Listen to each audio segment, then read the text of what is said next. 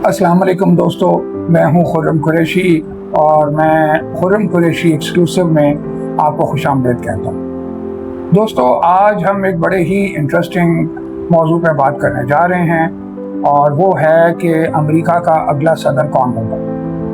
आपको मालूम है कि ये जो डोनाल्ड ट्रंप का जो सदारत के जो मियाद है वो 2028 में ख़त्म हो गया और उसके बाद एक नया प्रेसिडेंट आ जाएगा और उसका इलेक्शन का प्रोसेस जो है वो इसी साल के एंड से शुरू हो जाएगा। अच्छा, हम अब इस वीडियो में 5-6 ऐसे शख्सियात को डिस्कस करेंगे कि जो कि पॉसिबल मुमकिन तौर पर जो है वो अमेरिका के सदर की उम्मीदवार हो सकते हैं या स्ट्रॉन्ग उम्मीदवार हो सकते हैं। अच्छा, इसमें इस सारी बातचीत को करने के लिए और इसको डिस्कस करने के लिए मेरा ख्याल है कि सबसे पहले हम जो अमेरिका का जो इलेक्शन का प्रोसेस है, यानी उनके जो कॉन्स्टिट्यूशनली जो तरीक़ाकार है इलेक्शंस का, उस पर थोड़ा सा अपने आप को एजुकेट करने की कोशिश करते हैं। अच्छा, आपने एक तो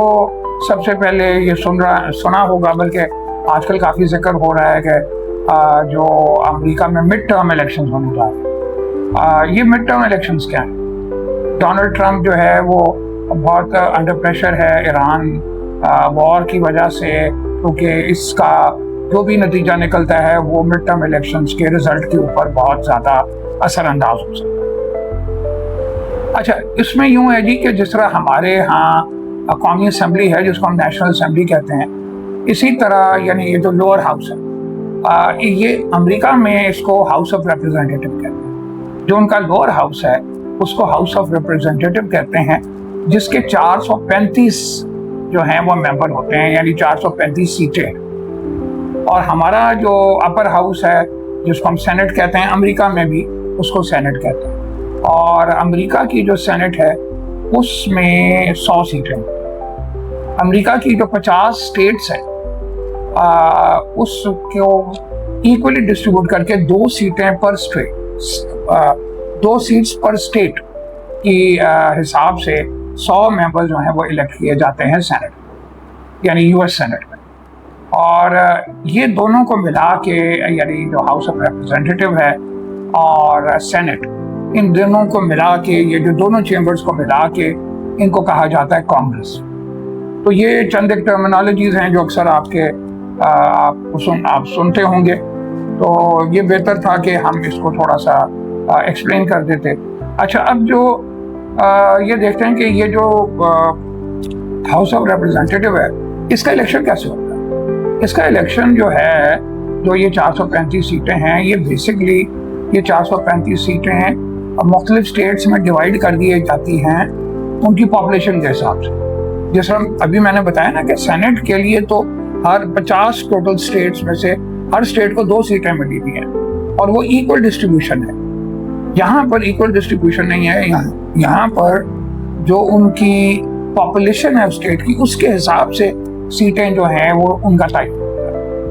तो 435 जो हैं वो सीटें हैं हाउस ऑफ रिप्रेजेंटेटिव की, उनका इलेक्शन हर 2 साल बाद होता है। और जो ये अब नवंबर में जो इलेक्शन होने जा रहा है, जिसमें 435 लोग जो हैं वो इलेक्ट होके हाउस ऑफ रिप्रेजेंटेटिव में जाएंगे, तो इसकी मियाद 2 साल।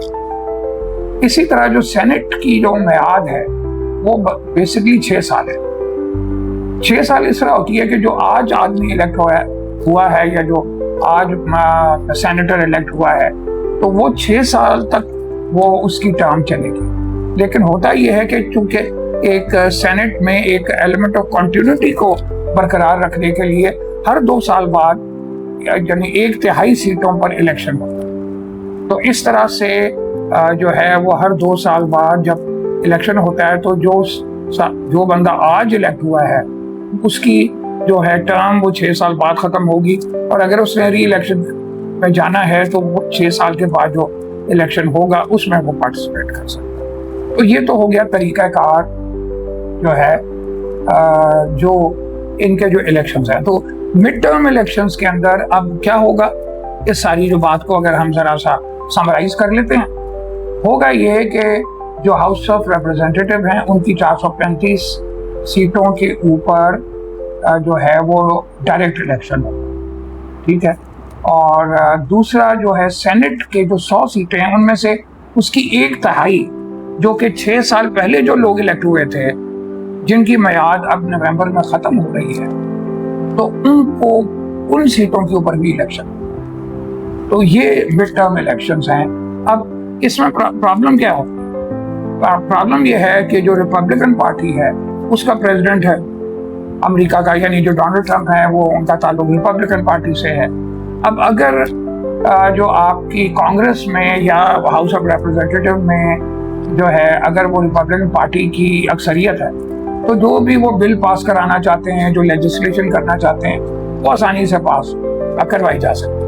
لیکن اگر یہ مڈ ٹرم الیکشن میں یہ جو 435 سیٹوں میں اگر ریپبلکن پارٹی اپنی جو کیا کہتے ہیں اکثریت ہے وہ اگر لوز کر جاتی ہے اور اس کی جگہ ڈیموکریٹس کی اکثریت آ جاتی ہے، تو پھر کیا ہوگا کہ جو اسمبلی ہے جس نے کہ قانون سازی کرنی ہے، بل پاس کرنے ہیں، وہاں پر میجورٹی ہوگی ڈیموکریٹس کی، لیکن وائٹ ہاؤس میں جو پریزیڈنٹ ہوگا وہ ریپبلکن ہوگا. تو یہ ایک قسم کا جو کہ پریزیڈنٹ کے وہ جو بھی وہ چیزیں کرنا چاہتا ہے وہ اس کو کرانے میں کافی پرابلم ہو سکتی ہے. تو یہ اس لیے ڈونلڈ ٹرمپ کے لیے یہ بڑا اہم ہے کہ یہ جو مڈ ٹرمز الیکشنز ہو رہے ہیں اس میں ریپبلکنز کی اکثریت قائم ہو یا برقرار رہے، اور یہ کہ جو باقی ماندہ 2 سال ہیں ڈونلڈ ٹرمپ کے وہ پرسکون گزرے. جی دوستو، اب آتے ہیں ہم امریکہ کے پریزیڈنٹ کے الیکشن کی طرف. اچھا، امریکہ کا جو پریزیڈنٹ ہے اس کا الیکشن بڑا ہی انٹرسٹنگ ایک طریقے سے ہوتا ہے، اور وہ یہ ہوتا ہے کہ جو لوگ ہیں، جو ووٹرز ہیں، وہ اپنی اپنی اسٹیٹ میں الیکٹرز کو الیکٹ کرتے ہیں. یعنی جو الیکٹرز ہیں جو کہ جنہوں نے کہ آگے پریزیڈنٹ کو الیکٹ کرنا ہے ان کو الیکٹ کرتے ہیں، اور ہر جو الیکٹر ہے وہ کسی نہ کسی کینڈیڈیٹ کے ساتھ منسوب ہوتا ہے. تو اس کا مطلب یہ ہوا کہ اگر ایک اسٹیٹ ہے اور آپ ووٹر ہیں تو آپ کی اسٹیٹ میں جو کینڈیڈیٹ جو لیٹس سے جو بھی کوئی کینڈیڈیٹ ہو اے یا بی ہے اس کے ساتھ جو کنیکٹڈ ہوگا یا اس کے ساتھ جو منسوب ہوگا آپ اس کو ووٹ دیں گے. اور اگر وہ اس اسٹیٹ سے وہ الیکٹر الیکٹ ہو جاتا ہے تو وہ اس یعنی وہ انڈر ارینجمنٹ یا جس کو کہتے ہیں کہ اس نے آلریڈی پلیج کیا ہوتا ہے کہ جب یہ سارے جو ریزلٹس جو کمپائل ہوں گے تو فائنلی میں اس کینڈیڈیٹ کو ووٹ دوں گا. اچھا، یہ جو الیکٹرز جب الیکٹ ہو جاتے ہیں تو یہ بن جاتا ہے، اس کو کہتے ہیں الیکٹرل کالج. تو الیکٹرل کالج جو ہے وہ پھر فائنلی جس کا زیادہ ہوتا ہے، یعنی جس کے کینڈیڈیٹ زیادہ الیکٹ ہو جاتے ہیں تو وہ پھر اس کا وہ پریزیڈنٹ بن جاتا ہے. مثال کے طور پر جو امریکہ میں 538 جو ہیں وہ الیکٹرل ووٹس ہیں، یعنی جتنی بھی امریکن اسٹیٹس ہیں ان میں جو وہ الیکٹرز یعنی جو الیکٹرل کالج جن سے بنتا ہے، جن لوگوں سے بنتا ہے، ان کی تعداد 538 ہے. تو جو کینڈیڈیٹ یا پریزیڈنشل کینڈیڈیٹ 270 جو ہیں الیکٹرل ووٹس لے لیتا ہے تو وہ پریزیڈنٹ بن جاتا ہے. تو یہ طریقہ ہے امریکہ میں پریزیڈنٹ الیکٹ کرنے کا.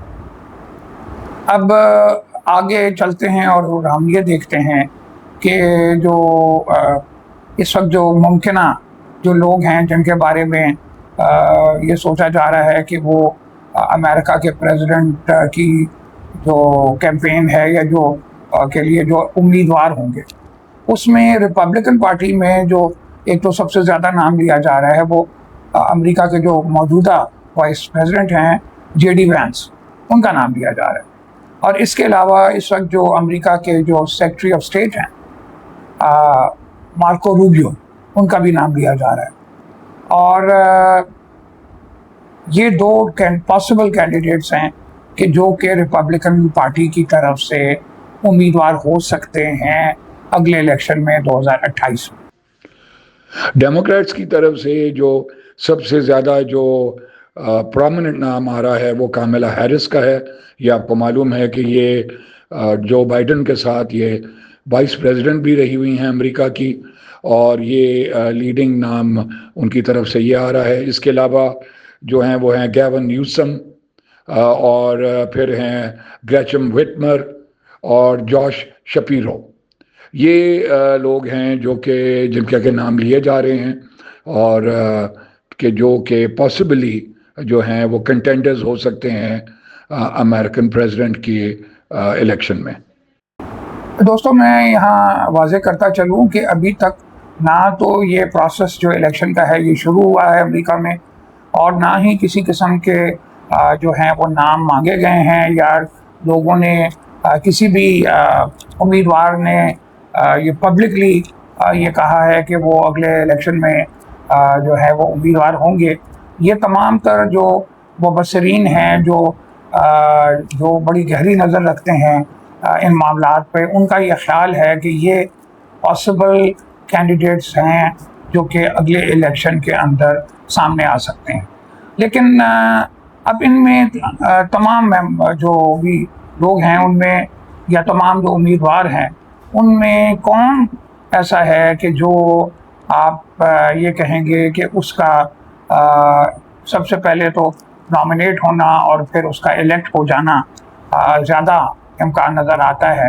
تو زیادہ لوگ جو ہیں اس وقت جو ہیں وہ جو امریکہ کے current vice president J D Vance ہے ان کا نام لے رہے ہیں, کیونکہ انہوں نے ابھی حال ہی میں جو ایران اور امریکہ کے درمیان جو سفارتی کوششیں تھیں اور جو پیس ڈیل تھی اس کے اندر امریکن ڈیلیگیشن اور امریکن ایفرٹ کو لیڈ کیا, تو وہ کہ اس سے ان کو ایک کافی پرومیننس مل گئی ہے دنیا میں. ان کو لوگ, کیونکہ عموماً وائس پریزیڈنٹ کا کوئی اتنا زیادہ امریکن پالیٹکس میں رول نہیں ہوتا, لیکن اس بنا پر کہ یہ انہوں نے جو ایران کے ساتھ جو پیس کی جو بات چیت تھی اس کو لیڈ کیا انہوں نے, تو یہ ایک بڑی پرومیننٹ شخصیت بن کر سامنے آ گئے ہیں اس کی وجہ سے.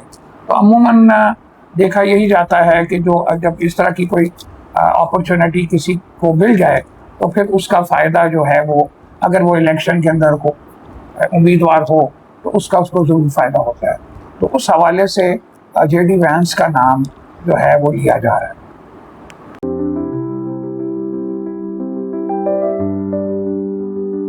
مزید ایسی ہی ویڈیوز دیکھنے کے لیے چینل کو سبسکرائب کریں اور بیل آئیکن ضرور دبائیں.